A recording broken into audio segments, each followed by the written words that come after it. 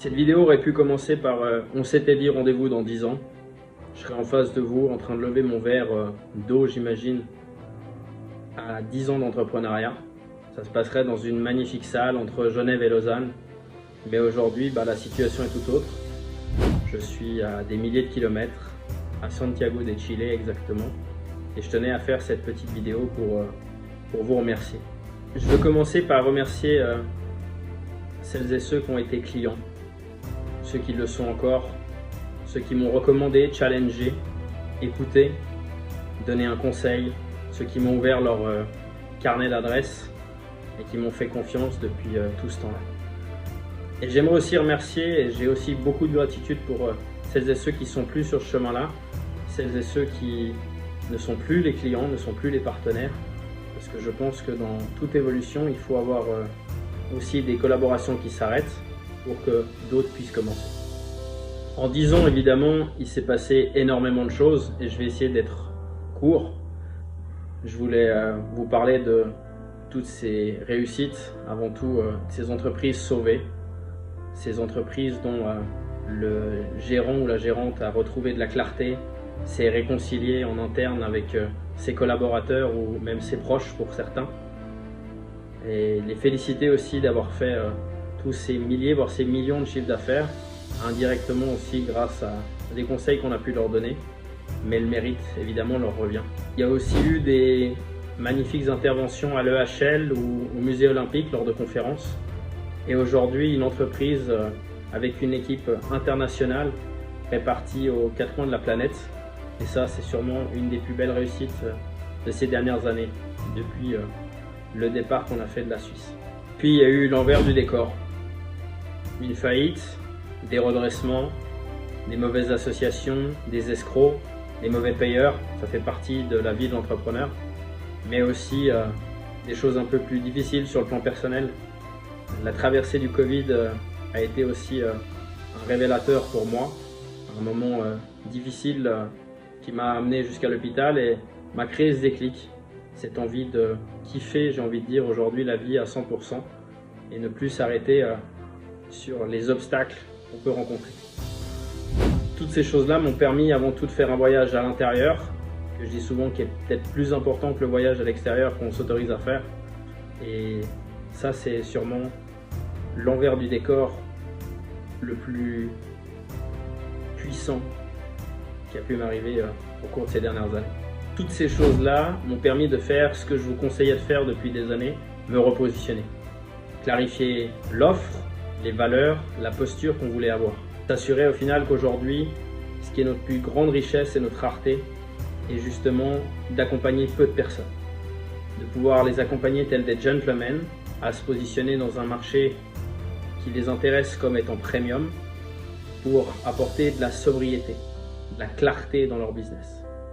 Mais avant tout, du sur-mesure et en étant sélectif. Parce qu'en étant sélectif, on peut apporter des vrais résultats, apporter de vrais systèmes qu'on implémente, qui leur permettent de retrouver justement cette clarté si importante en tant que chef d'entreprise, avec des chiffres, des choses mesurables. Aujourd'hui, et pour vous faire un point de ce que je vois au final sur le terrain, en pouvant me balader à travers le monde, et non plus à travers des excellents PowerPoint ou des news de partout, c'est que je sens que toute la technologie en lien avec l'IA, les guerres, le chômage, l'inflation, les peurs au final qui sont liées à toute cette instabilité ne sont qu'un levier pour notre avenir.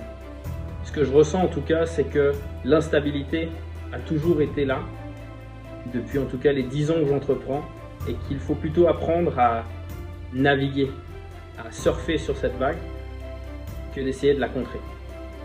Aujourd'hui, les dirigeants que vous êtes sont souvent marginalisés, et pourtant, il vous faut énormément de clarté pour continuer de poursuivre au final les objectifs et les ambitions que vous vous fixez.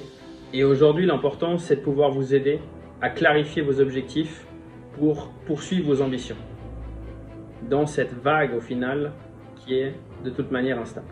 Pour cela, et ma mission se résume en 3 points.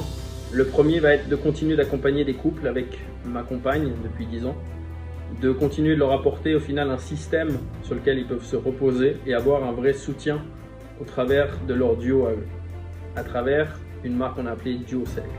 La deuxième activité, elle est toujours la même, c'est à travers Kif, où le but va être simplement de donner une meilleure clarté aux dirigeants dans leur PME, toujours entre 10 et 250 collaborateurs, pour pouvoir beaucoup mieux manier cette insécurité, cette instabilité qui peuvent parfois avoir l'impression qu'elle est grandissante et sans fin au sein de leur entreprise. Et enfin, en dernier, c'est ce qu'on a mis en place depuis pas mal d'années, mais qu'on a mis sur le terrain depuis quelques mois, depuis un peu plus d'une année, on va dire, en visibilité surtout. C'est une centrale d'achat premium pour les entreprises du bâtiment principalement, mais évidemment dans d'autres secteurs aussi. C'est que voilà, le bâtiment étant un retour pour moi à mes premiers amours, j'avais à cœur de pouvoir aider les entreprises de ce domaine-là, et aujourd'hui c'est une de nos activités phares.